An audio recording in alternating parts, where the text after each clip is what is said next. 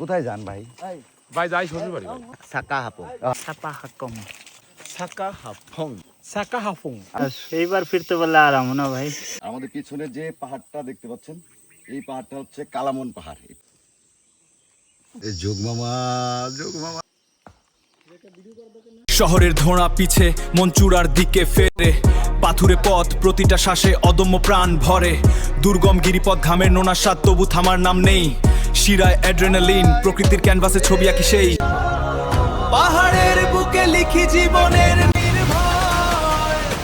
আমাদের সাকাহাফুং অভিযানের প্রথম পর্বটি আমরা শেষ করেছিলাম এই নাফাখুম পাড়ায় রাত্রি যাপনের মাধ্যমে, এবং নাফাখুম পাড়া থেকে আমরা সকাল সকাল বেরিয়ে পড়লাম সাকাহাফুংয়ের উদ্দেশ্যে।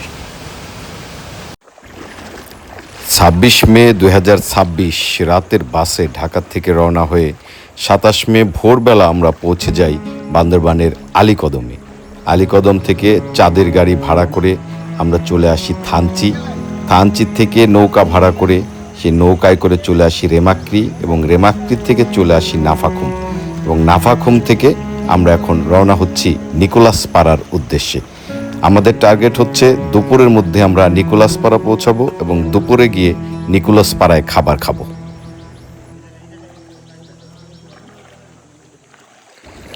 বলে রাখি, আজকে হচ্ছে 28 মে, সারা বাংলাদেশে কোরবানির ঈদ উদযাপিত হচ্ছে। আমরা এই পাহাড়ের পথে ঈদ উদযাপন করছি।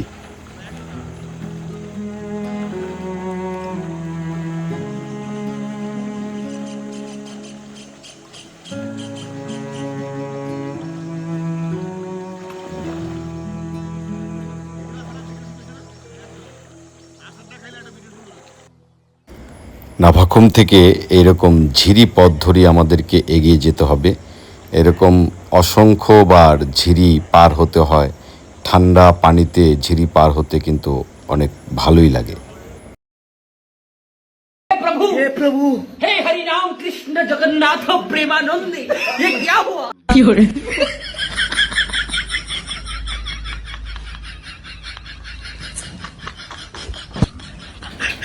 পাহাড়ি পথে হাঁটতে হাঁটতে যখন ক্লান্ত হয়ে যাবেন, তখন মাঝে মাঝে এরকম আনন্দ না করলে কিন্তু আপনার পথ শেষ হবে না এবং একঘেয়েমি চলে আসবে।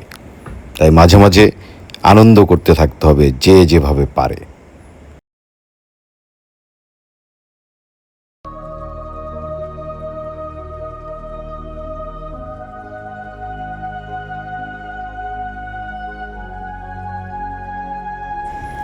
কি অপূর্ব এই রাস্তা!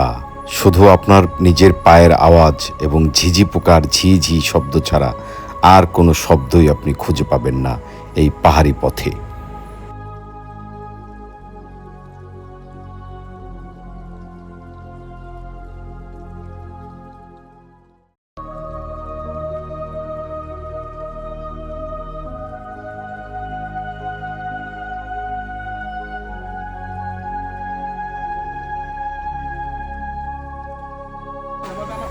রাস্তার মধ্যে এরকম সুন্দর একটা পাথরের লেক পেলে দুপুরবেলা গোসল কে না করতে চায়? আমরা সবাই তাই এই সুযোগ হাতছাড়া করতে চাইলাম না।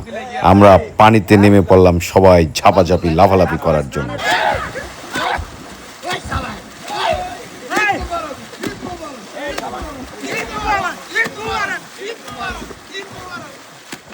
থুইসাপাড়ার খেলার মাঠের পরেই এই যে কাজু বাদাম বাগানটি দেখতে পাচ্ছেন, আমাদের গাইড অংফানু মার্মা আমাদের জন্য কাজু বাদামের ফল পেরে দিল।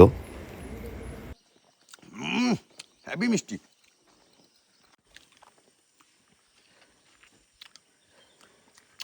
প্রিয় দর্শক, এটা হচ্ছে কাজু বাদাম। এই সেই কাজু বাদাম যেটার কেজি 1800 থেকে 3000 টাকা পর্যন্ত হয়। এই বাদামটা আমরা খুব সহজেই পেয়ে থাকি, বাট এটার পিছনে যে জিনিসটা আছে এটা হচ্ছে সেখান থেকে প্রয়োজনীয় পুষ্টিগুণ উপাদান নিয়ে সেই বাদামটা তৈরি করে। এই যে দেখেন, এই ফলটা কত সুন্দর দেখতে। এটা আরও বড় হয় এবং হলুদ হয়, এবং আরও বেশি পাকলে এটা একদম কমলা কালারের হয়ে যায়। এবং এটা খাওয়া যে এত টেস্ট, এখানে না আসলে আমি বুঝতাম না। কত কইরা বুঝাইলাম আর পাহাড়ে আনিস না। অবশেষে আমরা পৌঁছে গেলাম নিকোলাস পাড়ায়। এই নিকোলাস পাড়াটি ওমিয়াখুম যে যাওয়া হয়, ওমিয়াখুমের ঠিক দেবতা পাহাড়ের আগেই উঁচুতে ডান দিকে যে পাড়াটা পড়ে এটাই হচ্ছে নিকোলাস পাড়া।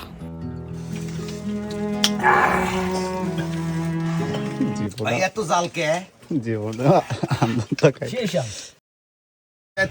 নিকোলাস পাড়ায় পৌঁছে জামা কাপড় খুলে সবাই কাঁচা আম, শুকনো মরিচের গুঁড়া এবং লবণ দিয়ে মাখিয়ে খাওয়া শুরু করে দিলাম। সেই টেস্ট। আর দাম না বাগাবে আমরা নিকোলাস পাড়াতে দুপুরের খাবার খেয়ে আবার বেরিয়ে পড়লাম। আমাদের টার্গেট হচ্ছে মংখুই পাড়ায় গিয়ে আমরা রাত্রে থাকবো। এই যে আমাদের বাহিনী যাচ্ছে। সে বিখ্যাত। কোথায় যান ভাই? ভাই যাই শ্বশুর বাড়ি ভাই। শ্বশুর বাড়ি? আপনি ভাই? বডি সাফা করতে সাকা হাপো। ও আচ্ছা আচ্ছা।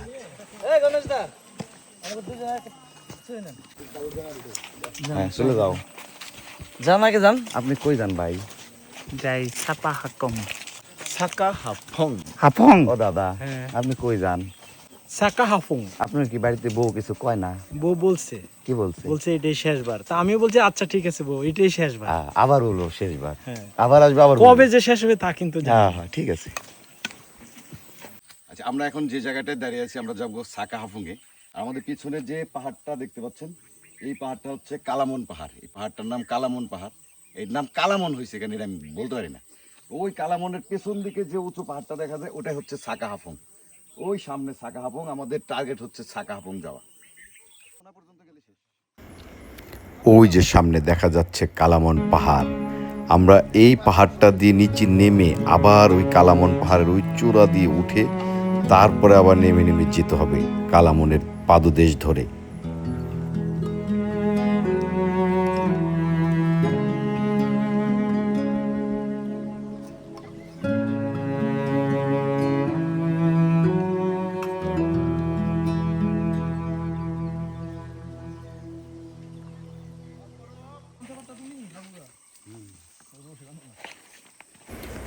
পাহাড়ি রাস্তায় আপনাকে একটা জিনিস সবসময় মনে রাখতে হবে, যতটা ডাউন হিলে আপনি নামবেন ঠিক মনে রাখবেন ততটাই আবার আপ আপনাকে উঠতে হবে। মানে নামা ওঠা এই হচ্ছে পাহাড়ি রাস্তার নিয়ম।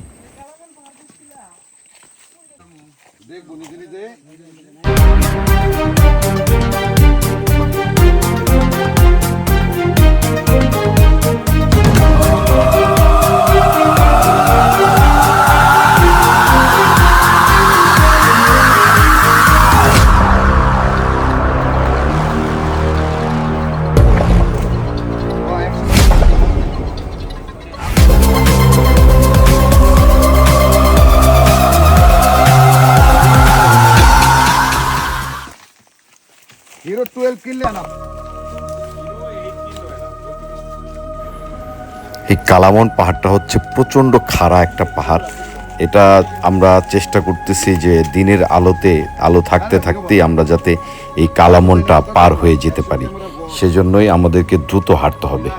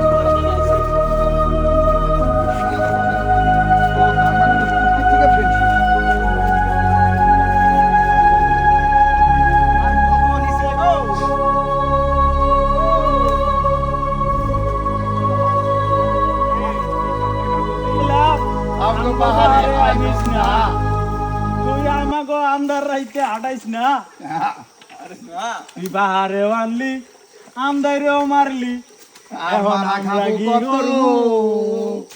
আরো দেরি আছে, কেবল শুরু।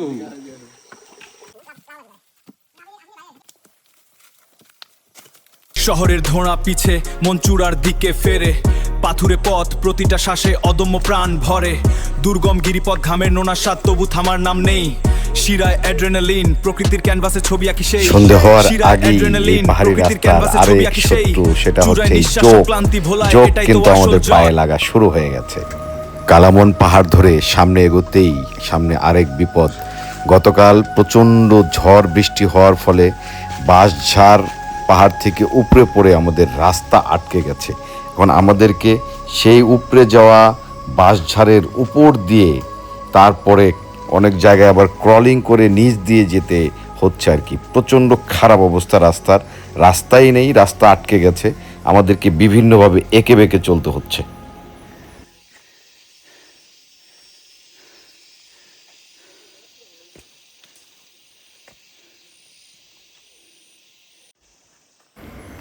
পাহাড়ি রাস্তায় চলতে চলতে আপনার চোখে এমন কিছু সৌন্দর্য ধরা দেবে যা দেখলে আসলে চোখ জুড়িয়ে যায়।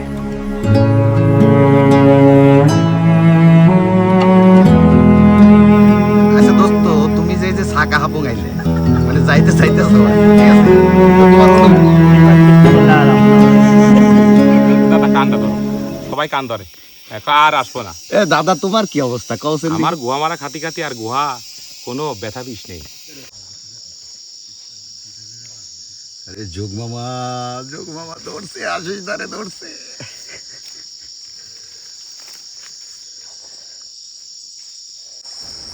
এভাবেই চলতে চলতে রাত নেমে আসে। ওই যে দূরের পাহাড়ে ওপরে দেখা যাচ্ছে আর্মি ক্যাম্পের বাতি। এই আর্মি ক্যাম্পের আর্মিদের চোখ ফাঁকি দেওয়ার জন্যই রাতের আধারে এই জায়গাটুকু পার হতে হয়। এভাবেই 5 থেকে 6 ঘন্টা পাহাড়ি রাস্তায় ট্রেকিং করার পর অবশেষে পৌঁছে যাই আমাদের আজকের গন্তব্য মংখুইপাড়া।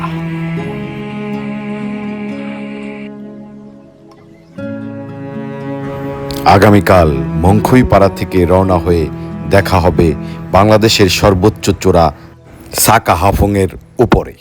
শহরের ধোঁয়া পিছে